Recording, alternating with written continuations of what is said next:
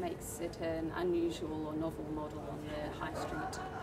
Yeah, so there are lots of different things that we do that some of our competitors don't do.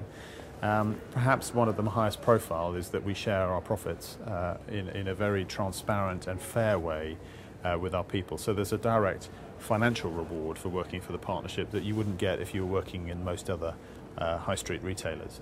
But in a way, I think people almost put too much emphasis on that, and they almost ignore what I think is more important, actually, which is the sort of the cultural differences. And what we do is we work very, very hard to make people who work in the organisation feel valued. And because they feel valued, they are expected to, hopefully they'll work better and harder, and they'll give better customer service, and then we're a more profitable business as a result. Are there any risks or challenges associated with this partnership model? Well, I'm a huge advocate for the partnership model, so it's always quite hard to say what the sort of downsides are.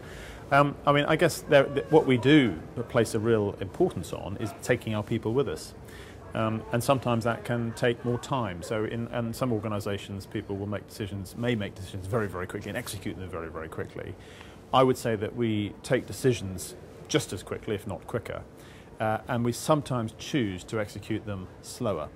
But we do that because we really place huge importance on bringing our people with us. And that's not a sort of soft decision about just being nice to people. It's actually because we think we get better business outcomes as a result.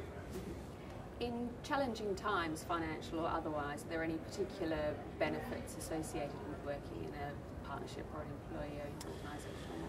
So in more difficult times, there are benefits for working in I think in a different ownership structure.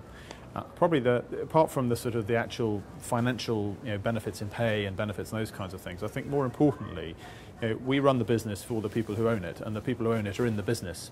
So we're not running the business in difficult times to necessarily make the maximum profit this year, to then give that to some people who are outside the business. We're actually doing the right thing for people who are in the business, and what they're interested in is not just what happens this year, but of course they're interested in what happens next year and the year after and the year after that.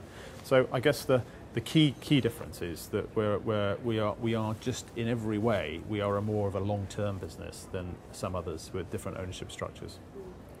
Are there any organisational types or particular issues within an organisation that may not be suited to this more partnership approach? I think it's pretty versatile, but okay, all right.